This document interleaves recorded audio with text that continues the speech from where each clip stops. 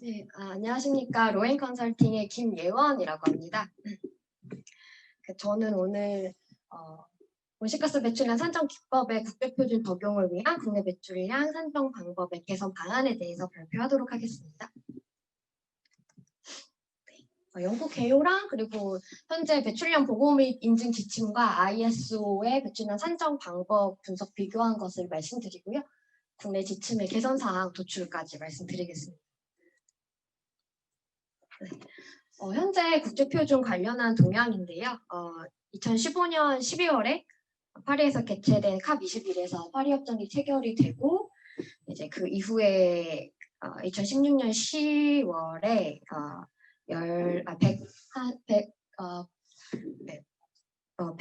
113개 개국이 이제 파리 협정에 비준을 했고요. 그래서 지금 현재 파리 협정에서는 각국이 스스로 감축 목표를 제시해야 됨에 따라서 그 MRV에 대한 중요성이 굉장히 확대가 되고 있는 상황입니다.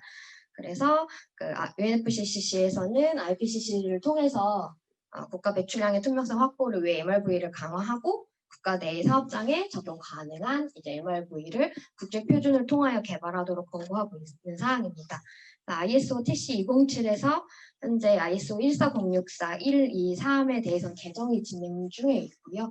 그리고 제가 오늘 말씀드릴 내용은 그 ISO 19694-1 제정 중인 거에 대해서 말씀을 드리려고 합니다.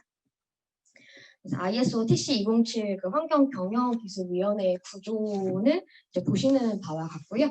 여기서 그 분과위원회 7에서 온실가스 관리 및 관련 활동이 이제 논의가 되고 담당을 하고 있습니다. 네, 그래서 이제 말씀드린 것처럼 이제 연구 배경은 이제 그렇고요. 지금 국립환경과학원에서 온실가스 산정 보고 검증 인정에 대한 그 국제상호 인정을 준비 중에 있음에 따라 현재 그 약 600여 개의 업체가 배출권 거래제에 들어가 있고 이 국제 표준을 과연 배출권 거래제의 배출량 보고 랑 어떻게 연계가 될 수 있을지에 대한 배경에서 본 연구가 진행이 되었습니다. 그래서 국제표준 제정했을 때 그 사업장의 온실가스 배출량 산정과 국내 기업에 미치는 이제 영향에 대한 분석이 필요하고, 네, 그리고 이제 적용을 했을 때에 현재 국내 배출량 보고 및 인증 지침의 이제 개선 사항들에 대한 도출이 필요한 사항입니다. 그래서 이제 배출량 산정을 위한 매개 변수, 활동 자료, 발열량, 배출 기술, 산화 기술 등에 대한 그 배출량 산정 방법 중심으로 분석을 진행하고요. 편차 원인을 분석을 해서 향후 이제 국제적으로 온실가스 배출량 산정에 대한 정확성과 투명성을 좀 확대하고자 합니다. 네. 일단은 조직 경계인데요. 지금 국내 배출량 보고 및 인증 지침에서는 그 이제 어떤 운영통제법이나 아니면은 운영이랑 그리고 통제 접근법을 활용을 해서 조직 경계를 설정을 합니다. 그래서 보통은 이제 계약 관계에 있거나 아니면 지리적으로 인접한 부분에 대해서 조직 경계를 포함을 하고 있고요. ISO 19694-1은 그 이제 해당 회사가 관리하는 이제 모든 엔티티를 포함을 합니다. 이를테면은 자회사라던가 원료 및 제품 수송 관련된 운송이라던가 이런 것들도 포함을 하고 있고요. 저희보다 조직 경계가 좀 넓게 관리가 되고 있습니다. 그리고 운영 경계 같은 경우에는 이제 우리나라 같은 경우에는 스콥 3는 현재 포함을 하지 않고 있습니다. 근데 ISO 194-1은 이제 공장이나 시설에 이제 공정하고 투명한 비교를 위해서 필요한 경우에 성과 지표를 산출을 할 때 스콥 3의 내용까지 이제 포함을 하도록 하고 있습니다. 성과 지표라는 게 ISO 194-1에는 있는데 제가 생각했을 때는 이게 저희 그 온실가스 원단이 추출하는 부분과 좀 이제 비슷하다고는 보고는 있는데요. 네, 근데 이제 그게 현재 국내에서는 어떤 성과 지표로의 이제 판단을 하는 걸로는 활용되고 있지는 않습니다. 그다음에 이제 매개 변수인데요. 매개 변수 중에 활동 데이터 부분인데 그 직접 특정과 그리고 이제 물질수지 두 개 부분으로 현재 구분을 했습니다. 네, ISO에서는 이제 센스라던가 아니면은 EN에 대한 이제 국제 표준을 제시를 하고 있고요. 국내 같은 경우에는 이제 굴뚝 측정 방법에 대해서는 이제 제시를 하고 있는데 사실 활용하고 있는 업체에는 없는 상황입니다. 네. 그리고 이제 물질 소재 같은 경우에는 배출 투입에 대한 이제 물질과 그리고 이제 도출된 물질들에 대한 그 탄소 손실량을 도출을 하는 거고요. 소스 스트림에서 어떤 실험실 분석값이라던가 측정을 통해서 확보한 데이터들을 이용해서 또는 표준 계수를 기반으로 결정을 하고 있습니다. 그리고 이제 기타는 재고량을 관리를 해서 활동 데이터를 뽑는 사항이 있고요. 그건 이제 국내에도 마찬가지로 그 모니터링 관련 유형 A3 재고 관리의 유형과 이제 유사하다라고 보입니다. 배출 개수는 뭐 공정 배출 개수, 전력 배출 개수, 그리고 이제 표준 개수 활용하는 것과 그 배출 개수 개발하는 부분인데요. 지금 이제 전력 배출 개수 같은 경우에는 우리나라처럼 국가나 이런 공식 개수를 사용이 가능하고 그리고 이제 외부에서 전력을 공급받는 경우에 해당 업체에서 직접 배출 개수를 개발해서 이제 공급하는 방식으로 진행이 되고 있습니다. 특히 여기서 이제 가장 국내에 영향을 줄 수가 있다고 판단이 되는 게 바로 배출개수 개발 부분입니다. 국내 같은 경우에는 이제 50만 톤 이상의 배출 시설이거나 그러니까 C그룹에 해당이 되거나 아니면은 AB 그룹에 해당되는 배출량의 정확도를 높이기 위해서 개발을 하는 방식 그리고 티어 1, 2 개수가 제시되어 있지 않은 경우에 배출 개수를 개발을 하고 있는 사항입니다.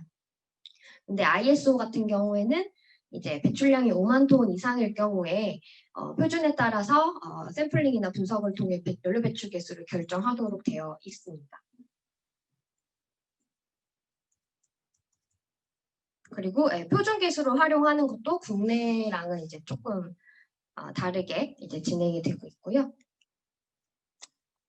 발열량이나 산화계수 및 산화계수 같은 경우에도 물질 시료에 대한 실험식 분석을 일단 1차적으로 진행을 하도록 되어 있고 또한 이제 그렇게 할 수 없는 경우에 지역이나 국가 또는 국제 수준의 기준 계수를 사용하도록 하고 있습니다. 그것도 국내랑 국내는 일단은 산정 등급에 따라서 계수 적용에 대한 수준이 달라지는 상황이고요.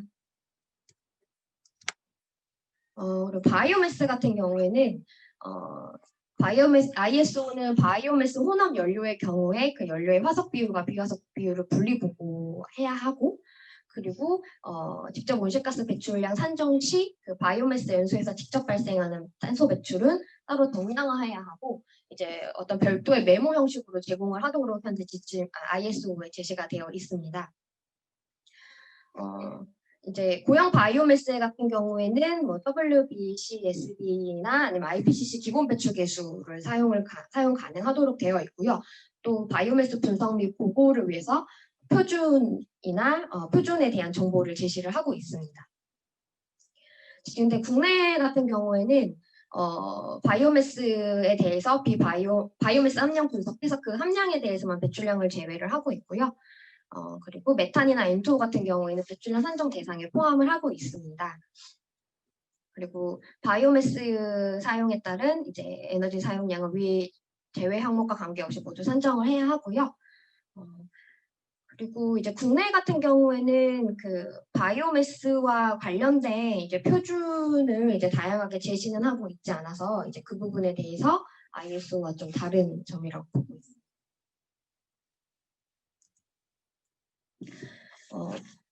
지금 국내 지침에서 불확도 관련된 연구가 진행이 되고 있는데요.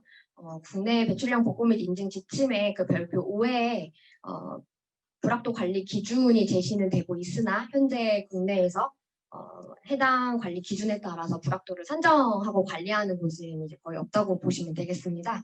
ISO에서는 지금 검이나 아니면은 ISO 2099-988이라던가 이런 이런 표준들을 명확하게 제시를 하고 있는 상황입니다.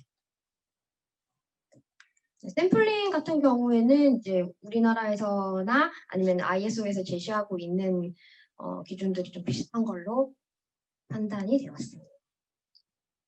그래서 앞서서 이렇게 다른 편차에 대해서 배출량 산정 예시를 이제 한번 해봤는데요. 그 발전에너지 업종을 예로 들었고요.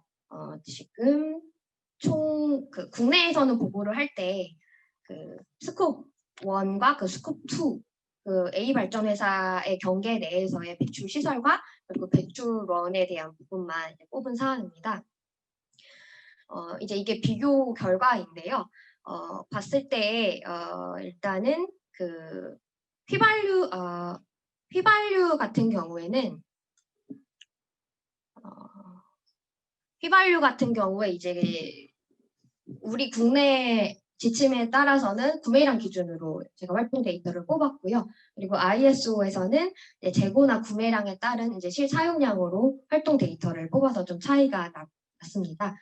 그리고 A의 자회사라던가 또는 비협력업체에 대한 부분은 국내 배출량 운영 경계에는 포함이 되지 않기 때문에 이제 경계 미포함으로 현재 구분이 돼서 발열량이나 배출 개수에 대한 개발 부분까지 차이점을 좀 고려해서 배출량을 최종 산정한 결과 보시는 바와 같이 좀 배출량의 차이가 한 79,000톤 정도 발생이 되었습니다.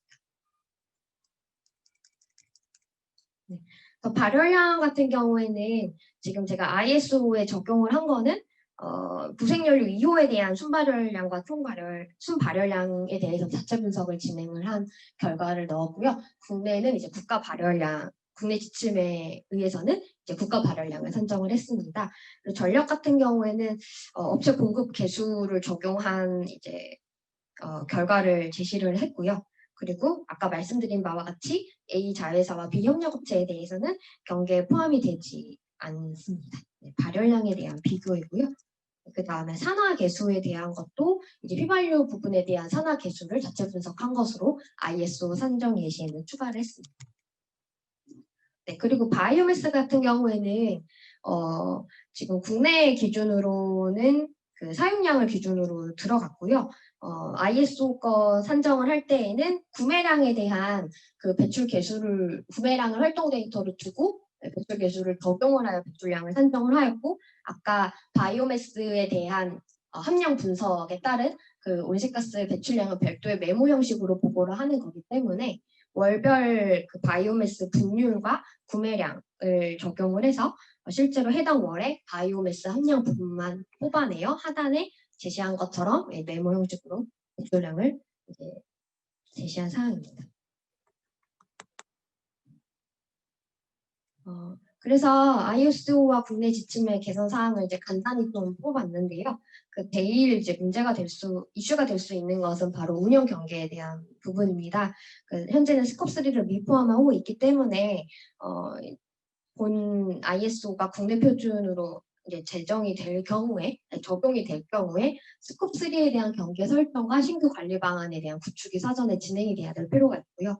그리고 전력 사용량 보고할 때도 ISO 같은 경우에는 이제 생산 공정에서 사용한 전력이라던가 발전 보조 장치에 사용한 전력들에 대해서 외부에서 또 판매되는 전력을 분리 보고를 진행을 해야 합니다. 근데 국내 같은 경우에는 사업장단위 전력 사용 시설로 일괄 보고를 하고 있고 발전 시 소모된 전력 사용량은 직접 배출을 산정을 하고 현장 발전 후에 자가 사용한 양은 배출량에 이제 보고가 되지 않고 있습니다.